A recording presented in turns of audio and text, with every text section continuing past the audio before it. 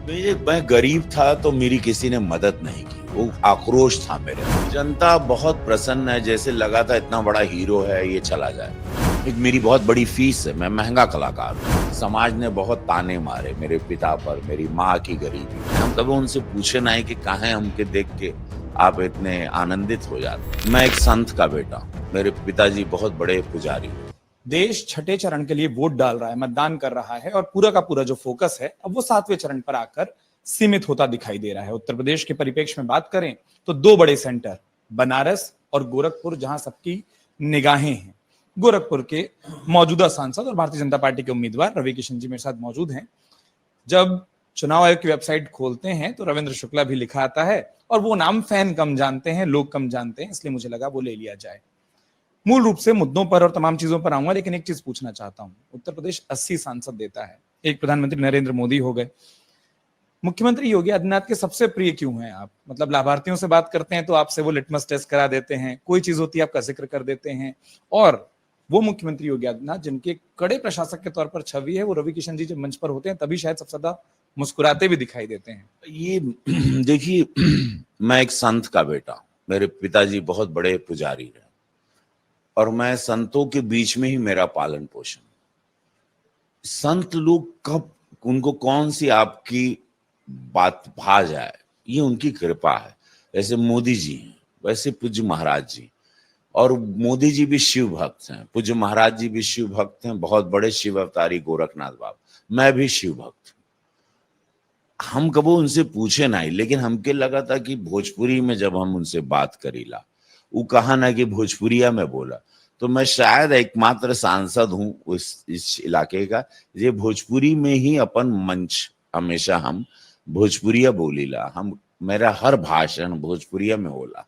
तो वो बात शायद उनके कहा कि उनके बड़े महाराज जी अवैधनाथ महाराज जी भी भोजपुरिया बोलत रहना। तो शायद वो मैं कभी हम ई नहीं पूछे कि महाराज जी काहे प्रसन्न रहला, काहे हमके देख के आप मुस्कियाए लगल। वो देखिए महाराज हैं और वो सूबे के मुखिया हैं। हम और मुझे लक्ष्मण रेखा भी अपनी पता है। वो आनंद लेते हैं, हम उसमें आनंदित रहते हैं। हम कभी उनसे पूछे नहीं कि काहे हमके देख के आप इतने आनंदित हो जाते हैं, ये नहीं पूछे। पहला सवाल ये इसलिए किया क्योंकि फिर ये बात दिखा देता है कि गोरखपुर पर कितना ध्यान है। और जब इतनी बात बनती हो, इतनी ट्यूनिंग बनती हो गोरखपुर को लेकर, आप जब जनता के बीच में जा रहे हैं, 5 साल पहले एक मॉडल रखा था, तब कई लोगों ने बाहरी से लेकर तमाम टैग दिए। 5 साल बाद जब आप जनता के बीच में हैं, अब क्या मुद्दे बदले हैं, और बदले हैं तो क्या बदलाव आया? जनता बहुत प्रसन्न है, जैसे लगा था इतना बड़ा हीरो है ये चला जाएगा। हीरो मेरे कुछ पुराने मित्र भी हैं या कुछ एक्टर्स आए चले भी गए और वो दुखद रहा, क्योंकि फिर मेरे जैसे लोगों को बहुत तकलीफ, ताने भी सुनने मिलते हैं। आए हो तो रहो। शायद मैं रह गया इसलिए क्योंकि मैं एक मिट्टी के घर से निकला हुआ एक गरीब ब्राह्मण का लड़का रहा जिसने अपनी लड़ाई लड़ी। मैं सेल्फ मेड आदमी हूं। मैं शिव, मेरा गुरु रहे महादेव ने मुझे बनाया। विश्व में नाम हुआ मेरा 750 फिल्म की। अभी 2 मामला लीगल है, लापता लेडीज, जो बिगेस्ट ब्लॉकबस्टर इस वक्त भारत की सबसे बड़ी हिट फिल्म अभी दी। 5 साल पहले लोगों को लगा था मैं क्या रही यहाँ चल जाइए महाराज जी लिए ना, हीरो के साधु संत का जगह रही, कहाँ से मठ के सीट पे हीरो आ गई ना।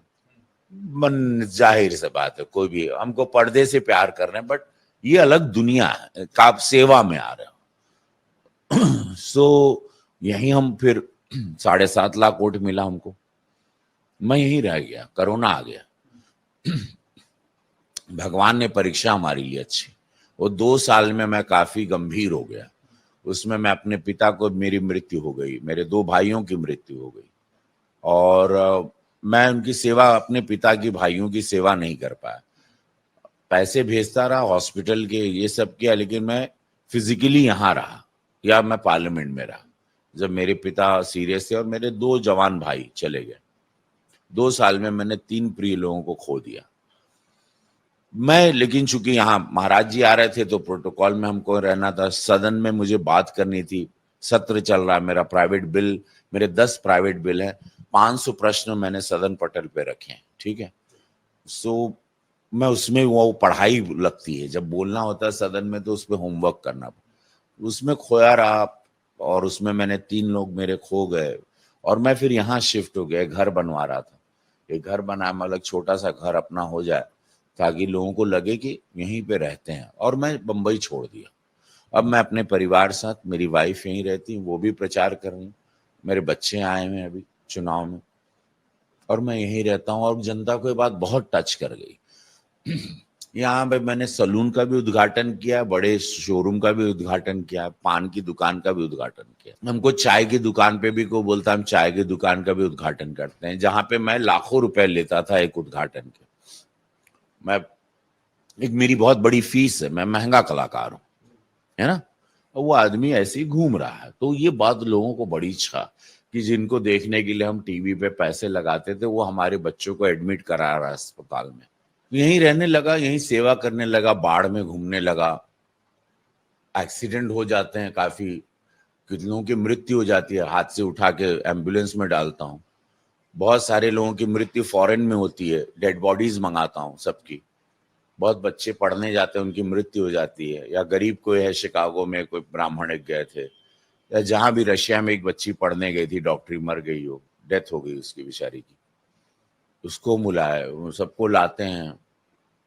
धन्यवाद मोदी जी का कि मेरे एक चिट्ठी पे शव आ जाता है जहां पे कई लाख खर्च होते, या तो आते ही नहीं थे शव।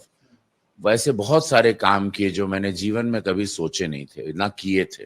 मैं कंफर्ट लाइफ, एक सुपरस्टार की जिंदगी जीने वाला आदमी, नौकर चाकरों में घिरा हुआ आदमी, अपने हिसाब से शूटिंग करता था, अपने हिसाब से उठता था, कसरत करता था या स्विमिंग करता था, अपने मन का राजा था मैं। लेकिन यहाँ पर दुनिया कुछ, मुझे बहुत कुछ सिखाई।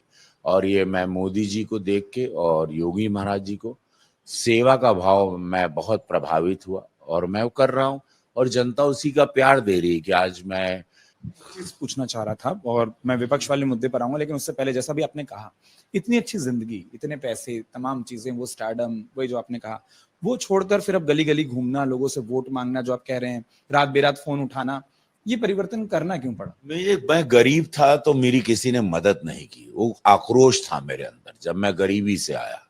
समाज ने बहुत ताने मारे मेरे पिता पर, मेरी माँ की गरीबी पे, मेरे पिता की फटी हुई धोती पर, माँ की फटी साड़ी पर। वो गुस्सा था, वो जहर था मेरे अंदर। उसको मैंने जहर दो लोगों पर नहीं फेंका, मैंने उसको पिया जैसे शिव पीते हैं, और मैंने एक लकीर खींची कि मुझे महादेव जब बनाएंगे तो मैं सबकी मदद करूंगा। वो मदद के लिए मैं आया हूँ। इसको इंग्लिश में कहते हैं टाइम टू पे बैक। आप प्रकृति से जो लेते हैं आपको लौटाना पड़ेगा। इस समाज में आज लोग मुझे हीरो मानते हैं, यूथ, युवा मुझे एक अपने रोल मॉडल की तरह देखता है कि रवि किशन बनना है, फाइटर बनना है। अपना नाम किया इस आदमी ने, एक कला में, हर क्षेत्र में जहां भी रहा लड़ता रहा, हारा नहीं, गिरा नहीं। सेल्फ मेड आदमी है, स्वयंभू है। ये पूरे पूर्वांचल में, उत्तर प्रदेश में मेरे फैंस पूरे वर्ल्ड में, उनमें एक बड़ा, उन लोग मुझे देखते हैं तो बड़ा ऊर्जावान होते हैं। हारने की उनको पता है यार, जब ये आदमी कर सकता है तो हम लोग भी कर सकते। वो मुझे अपना समझते हैं। मैं कॉमन मैन हूं, मैं कोई ग्रेट लुकिंग आदमी नहीं हूं, मैं नॉर्मल दिखता हूं, मैं नॉर्मल आदमी हूं। मैं सेकंड, बोलते हैं ना, मैं हर पड़ोस में पाया जाएगा एक रवि किशन, वैसा आदमी। वो आदमी यहां तक पहुंचा, उससे लोग बड़े इंस्पायर्ड होते हैं। आपको प्रभावित करना है लोगों को, आपको जज्बा देना है इस देश को। खास करके the youngest country in the world India है, 65% यंग जनरेशन है।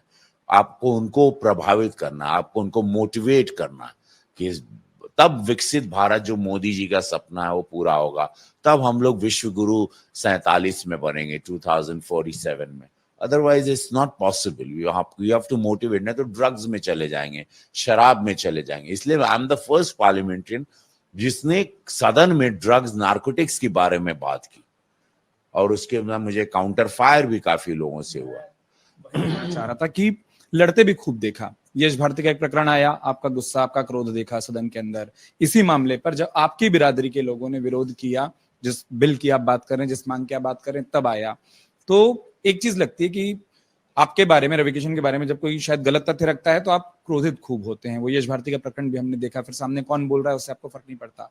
अब जब प्रचार में हर दिन उसी तरीके की बात होती है, कई शब्द आपने सुने होंगे, कैसे रिएक्ट करते हैं? कुछ नहीं, देखिए देखिए जीवन में ना, आप एक काजल की कोठरी है, ये इसको बोलते हैं ना, कोयला है।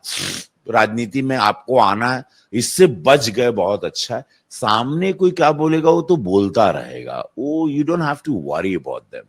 मैंने बॉडी को इम्यून कर दिया है, मेरे बॉडी को कोई इफेक्ट नहीं होता। रिसीविंग एंड पे मैं अच्छी चीजों को ही लेता हूँ, गंदी चीजें मुझे पता है कि ये, मुझे शिव की कृपा है, मुझे दिखता है कि ये लोग कौन है, इन लोग का मंशा क्या है और इन लोग का भविष्य क्या है। उनके भविष्य के बारे में मुझे पता है कि लोग अब कहाँ जाएंगे और इनका पतन कहाँ होगा और ये लोग कब फिनिश हो जाएंगे।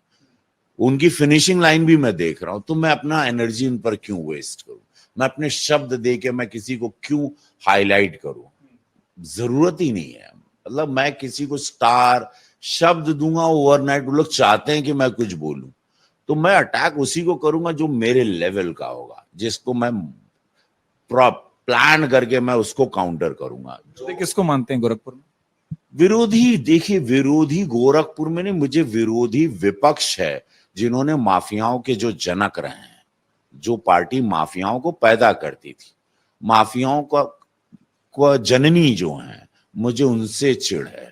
जिन लोगों ने गरीब लोगों को लूटा, निषादों को लूटा, उनकी जमीन को लूटा, मारा, बहन बेटियों को बेइज्जत किया, हत्याएं की, समाज में भय पैदा किया, रंगदारी वसूल की, माफिया 100 गाड़ियों का, ब्लैक गाड़ियों का काफिला लेके वो लहराते असला चले, मुझे उन चीजों से नफरत है। मैं उनको विरोधी मानता हूं जो समाज को भय पैदा करते हैं, उत्तर प्रदेश की इमेज गंदी करते हैं। इसी गोरखपुर को पहले ईस्ट ऑफ शिकागो कहते थे। शिकागो में गैंग वॉर्स रोज होती थी, यहाँ रोज गैंग वॉर होती थी। तो ये सारी चीजें मुझे बहुत पीड़ित करती है, क्योंकि मैं वर्ल्ड घुमाव आदमी हूँ, पढ़ा हूँ, पापा द्वारा अध्यात्म का ज्ञानी हूँ। मैं जानता हूँ ईश्वर में, ईश्वरी शक्ति में राक्षसों की जगह नहीं है। ये सब नहीं होते, सब राक्षस हैं। राक्षसों के लिए मैं ये सब चीजें बड़ा मुझे पीड़ादायक होती है कि माँ बहन बेटी, समाज क्यों डरे, भयभीत क्यों रहे किसी व्यक्ति से। समाज एक कानून, लॉ ऑर्डर से को सम्मान करे, उसके नियम में चले। किसी के असले, किसी की हत्या करने से कोई बहन बेटी को, अपने किसी को अत्याचार हो, किसी बहन बेटी को, बेटियां बाहर निकलना बंद कर दे, किसी की भी बेटी निकलना बंद कर दे किसी एक लड़के की वजह से या किसी एक समुदाय की वजह से, ये बहुत ही दुखदाई है और ऐसे माफियाओं का सर्वनाश होना चाहिए। दो नाम आपने लिए थे, लापता लेडीज और मामला लीगल है, और ये मैं इसलिए पूछना चाह रहा था, चुनावों के समय पर जब आप किरदार अदा करते हैं, आपको नहीं लगता कि कोई डर सा नहीं लगता कि जैसे कोई बोल देगा कि वकीलों की एक छवि रख रहे थे, एक पुलिसकर्मी की एक छवि रख रहे थे, मजबूती से रोल कर रहे हैं, लेकिन चुनावों के वक्त अक्सर नेता टाइमिंग का खूब ध्यान रखते हैं। अवघड़ आदमी हूँ, खुली किताब हूँ, सबको पता है। देखिए सत्य बोल दिया, शूटिंग से कमाता हूं, मेरा परिवार चलता है और कैमरा मेरा ऑक्सीजन है, मैं इसी से जिंदा हूं। सेवा करता हूं, मैं सेवा करने आऊं, मैं राजनीति पे डिपेंडेंट नहीं हूं कि ये यहीं से मेरा घर चलेगा, कुछ नहीं। हर हर महादेव, मेरा ये काला कैमरा, ये मेरी जिंदगी, इसी के वजह से मैं यहाँ बैठा हूं। वो मेरा मूल काम है, जिसके वजह से पूरा विश्व जानता है।